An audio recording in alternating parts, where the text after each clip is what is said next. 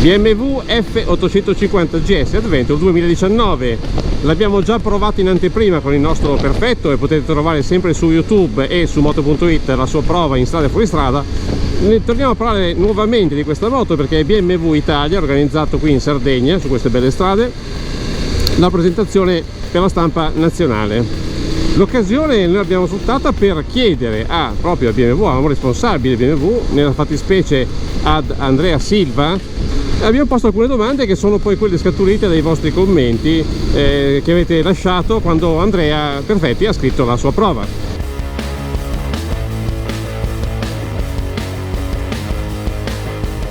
Con Andrea Silva, responsabile service per BMW Italia, un tecnico quindi di formazione, chiediamo di sapere brevemente che cosa c'è in questo motore che deriva da altre esperienze motoristiche di BMW molto importanti. Allora, certo, questo motore riprende delle proprie concezioni tecnologiche a livello di architettura ereditate da modelli di cilindrata superiore, come ad esempio la super sportiva S1000RR, piuttosto che i boxer di ultima generazione. In particolare abbiamo nella parte termica una distribuzione, quindi la catena di distribuzione che muove gli assi a cam, che sfrutta un'architettura che ha debuttato sull'S1000RR, per cui grazie a degli ingranaggi di rinvio abbiamo una testa molto compatta e ad esempio la frizione ha la funzione antisaltellamento autorinforzante, facendo sì di garantire di evitare il saltellamento della ruota posteriore nelle staccate più violenti e di poter permettere di utilizzare delle molle più leggere grazie alla funzione autorinforzante, a tutto vantaggio della guidabilità e del carico che bisogna applicare sulla leva. E questo è stato introdotto sulla K1600 6 cilindri? Ha debuttato sul 6 cilindri, sul 1600, e poi ha trovato una propria espressione in altri modelli, tra cui gli ultimi più recenti boxer raffreddati a liquido. E anche i bilancieri a dito sono in buona sostanza un po' il concetto di S1000RR, insomma. Certo, la termica, la fluidodinamica viene ereditata dall'S1000RR, i bilancieri a dito garantiscono una grande affidabilità unita a una dimensione molto compatta proprio dell'oliva dell'albero a cam. Poi c'è un altro dispositivo estremamente interessante che regola il passaggio d'aria, diciamo, ai regimi bassi, sì, e che è in funzione appunto anche di rispettare l'Euro 5 fondamentalmente. Sì, a differenza della precedente F800 GS Adventure, questo modello riceve un corpo farfallato elettronico, l'e-gas, che ha un sistema nuovo, proprio di nuova concezione di gestione del minimo, volto a ottenere una caduta del numero di giri verso il minimo più stabile, più robusta, evitando anche ogni tanto gli spegnimenti cosiddetti sciuff che possono avvenire nei mono e nei bicilindrici nelle situazioni un pochettino più estreme. Quindi diciamo motore carter secco, compattato nelle dimensioni, baricentro abbassato, maluccia a terra aumentata, quindi insomma un grande lavoro di progettazione, sì, chiaramente BMW 100%, ma sì, produzione affidata in Cina. Sì. E qua qualcuno ha criticato questa posizione, BMW perché? Qual è la vostra posizione e come la motivate? Beh, produrre in Cina può avere varie interpretazioni. Sicuramente l'interpretazione di BMW è quella di un premium brand, quindi il mercato oramai non è più l'Europa e tutto il mondo. La globalizzazione impone anche di spostare dinamiche produttive. La scelta del partner cinese non è una scelta volta a una diminuzione della qualità, anzi, come abbiamo visto, l'architettura, il progetto è proprio BMW e gli standard, i controlli di qualità imposti alla fabbrica sono assolutamente quelli di BMW, anzi giocando fuori casa per certi aspetti fin più severi rispetto a quelli che siamo tradizionalmente abituati. E poi la garanzia è addirittura salita a 4 anni. Certo, garanzia di 4 anni su tutte le moto e scooter venduti. Certo.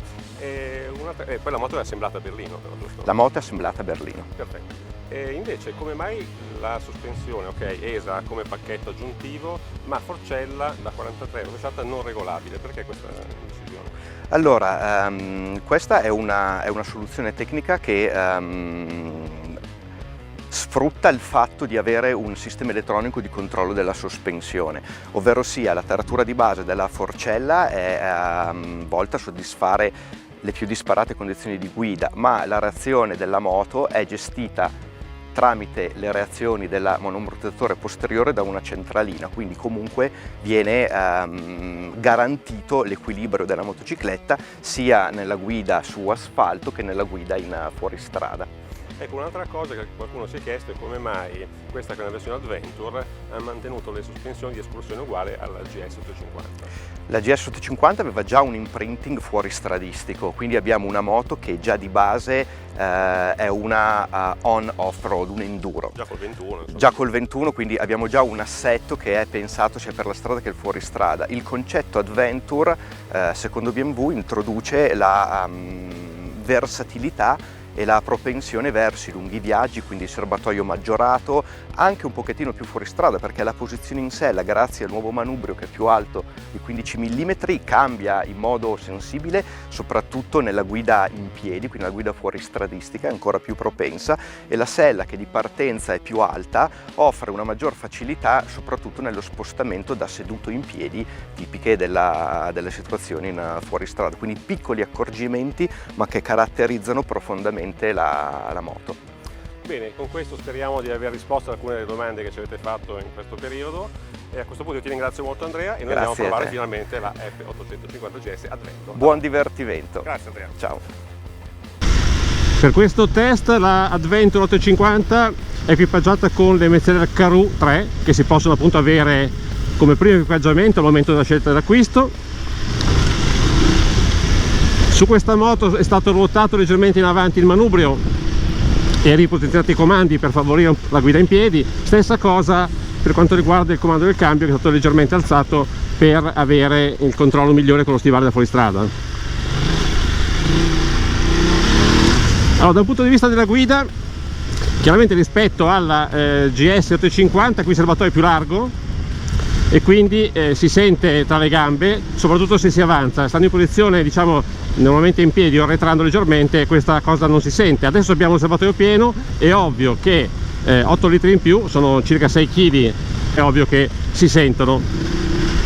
Ma rispetto alla vecchia Adventure, che aveva il serbatoio sotto la sella, è cambiato tantissimo, perché prima lì davvero, quando il serbatoio era pieno, si sentiva tanto peso nel retrotreno e la gestione dell'acceleratore non era così semplice. Gestione dell'acceleratore che con questo nuovo motore è addirittura migliorata, perché appunto abbiamo una fluidità molto buona e bassi e una coppia che è addirittura migliorata. Adesso stiamo usando la mappa Enduro Pro, che è compresa nelle mappe aggiuntive quando si prende il pacchetto Dynamic. Questo significa che tra l'altro avete, a parte dei controlli diversi sul controllo di trazione, degli interventi diversi sul controllo di trazione, avete la possibilità di bloccare il retrotreno ABS, che rimane invece attivo sulla ruota anteriore. Le sospensioni mantengono la stessa escursione della GS 850 standard 2018, ma vi dirò che la forcella, sebbene sia la stessa dal punto di vista, diciamo, del componente, in realtà sembra che funzioni meglio perché è meno cedevole all'inizio. La sospensione ESA posteriore ha la capacità di regolarsi in tempi estremamente rapidi, e diciamo che i sensori mandano dei segnali ogni 8 millisecondi. Questo significa che durante una normale escursione della sospensione l'intervento sull'idraulica viene regolato più volte.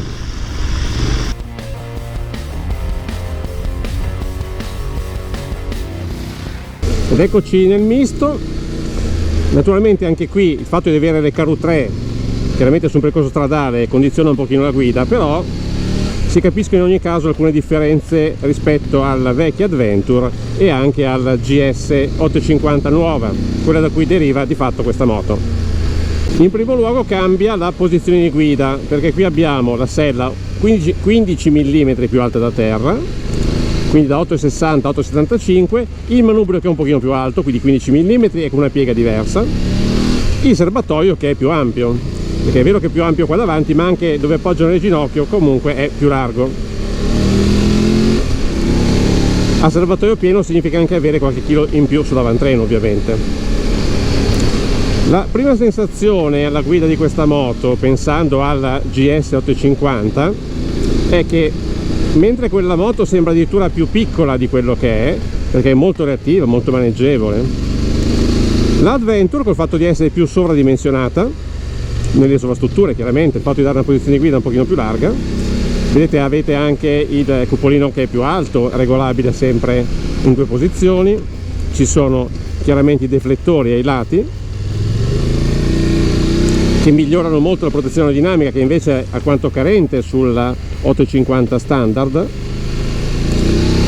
Questo vi dà l'impressione di avere una moto un pochino addirittura più grande rispetto all'altra, sembra una categoria superiore.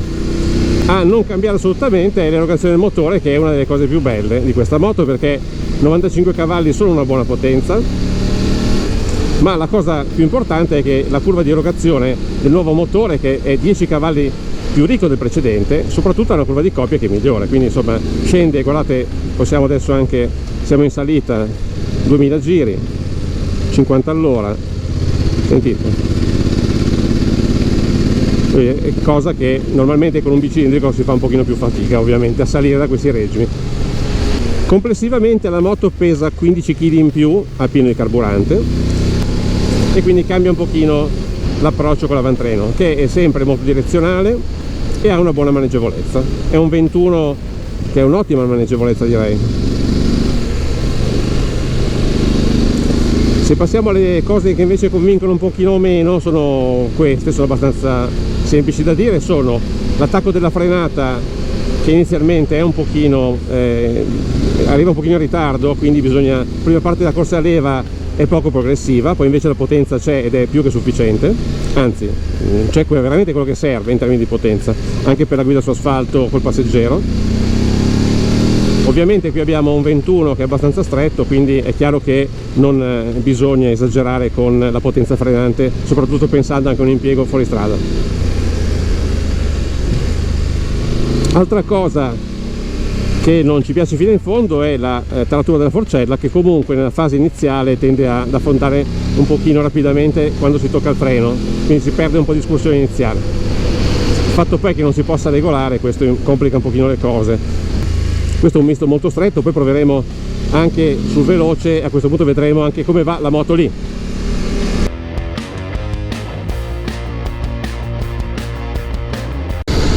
Misto un pochino più veloce, asfalto in ottime condizioni, quindi poco beccheggio sugli avvallamenti,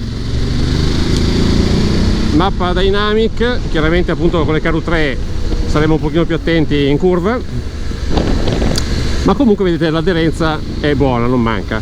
Allora, vi dicevo, già nello stretto si apprezza la pienezza di coppia di questo motore. Qua quando si distendono un pochino di più le marce la cosa è ancora meglio. Se potete usare anche le marce lunghe e comunque l'uscita di curva è sempre sciolta.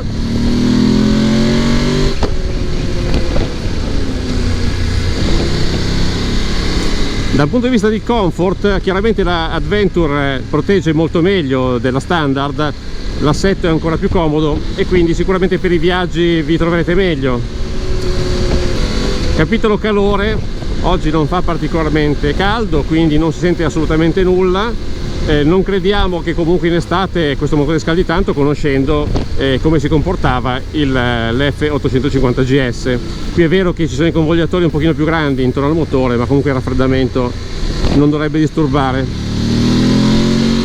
Quindi se la F850 GS si apprezza perché è molto maneggevole, molto reattiva e quindi è adatta a percorsi diciamo di media lunghezza e magari non tanto autostrada, con l'Adventure diventa chiaramente un uso un pochino più ampio, si affrontano percorsi più lunghi, il comfort è maggiore anche per il passeggero, perché comunque il riparo aerodinamico lo sente anche lui. Tra l'altro, già che parliamo di comfort, le vibrazioni sono veramente molto contenute, niente a che fare col precedente bicilindrico Rotax, che aveva appunto quel sistema di bilanciamento con terza biella e contrappeso. Un pochino come accade quindi per la 1250 Adventure e il corrispettivo GS 1250, anche in questo caso la versione Adventure si presta chiaramente a un uso un pochino più ampio,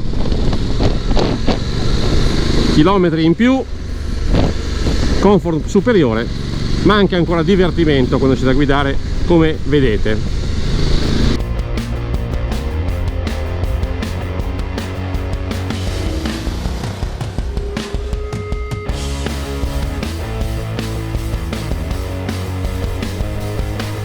Cambia totalmente la GS850 rispetto alla GS 800 che conoscevamo in precedenza, una moto totalmente rivoluzionata a partire dal motore, ma che riguarda anche poi tutta la parte ciclistica. Il bicilindrico non è più costruito da Rotax, ma è un progetto totalmente BMW realizzato in Cina da Longchin. Si tratta di un bicilindrico parallelo con imbielaggio a 270 gradi, questo vuol dire che di fatto è un V90 virtuale. La cosa importante è che è stato parecchio compattato rispetto al motore precedente. Vedete, tra l'altro qui c'è la frizione, a questo lato si vede bene, cambio sovrapposto, quindi il motore è stato accorciato oltre ad essere ridotto in altezza. La distribuzione deriva appunto dalla S1000RR come concetto dei bilancieri a dito, la frizione invece dalla K1600, frizione quindi assistita e autorinforzante, e il nuovo motore ha una potenza che sale a 95 cavalli a 8250 giri contro gli 85 della versione 800 precedente. Questo è un 853 cm3. Parte ciclistica totalmente rifatta a partire dal telaio, vedete non c'è più il traliccio in tubi della F800 precedente, ma una struttura scatolata in lamiera d'acciaio, sempre superiore, motore appeso. Il telaietto posteriore è imbullonato a quest'altra struttura, le pedane a loro volta sono imbullonate e questo è un buon indice di attenzione per quanto riguarda i problemi derivanti da cadute, riparazioni, oppure semplicemente se volete smontare le pedane per la guida a solo. La sospensione anteriore è una Showa da 43 mm con escursione di 230 mm. Già che siamo sull'avantreno vedete doppio disco brembo da 310, ruote anteriore da 21 pollici, ruote a raggi sono fatte per montare i pneumatici tubeless, a vantaggio della sicurezza. Ruota posteriore da 17 pollici. I pneumatici vedete sono dei Caru 3 perché si possono montare al momento dell'ordinazione per avere un tassellato già di impostazione prestabilistico. L'ammortizzatore, vedete qui abbiamo l'optional ESA, non ha riglio progressivo e d'altra parte anche la forcella, vedete, non ha le regolazioni sugli esteri, quindi forcella non regolabile. Il forcellone in lega di alluminio è particolarmente lungo, come potete vedere, ha un disegno asimmetrico, dalla parte opposta è curvato per lasciare spazio all'impianto di scarico. Da questo lato si nota invece il sistema automatico per il precarico molla del monoammortizzatore posteriore. Ricordiamo appunto il Dynamic ESA, vedete riportato anche qui sull'etichetta. Da questo lato si vede bene come l'albero motore appunto è stato abbassato e la luce a terra comunque vedete è decisamente buona. Il manubrio anche ha una piega differente ed è 15 mm più alto e la sella è a 875 mm a terra contro gli 860 della versione standard GS. Questa moto ha anche il quick shift, vedete, tra l'altro non ve l'ho raccontato una prova dinamica, ma il cambio ha un funzionamento veramente veloce, molto buono. La frizione ha un comando decisamente morbido e rispetto alla moto che abbiamo provato nel comparativo precedente, parliamo sempre di F850 GS, ci aveva dato qualche problema proprio nel rilascio della frizione. Devo dire che questa volta è perfetta, quindi evidentemente la moto che avevamo in prova in precedenza aveva qualche piccolo problema.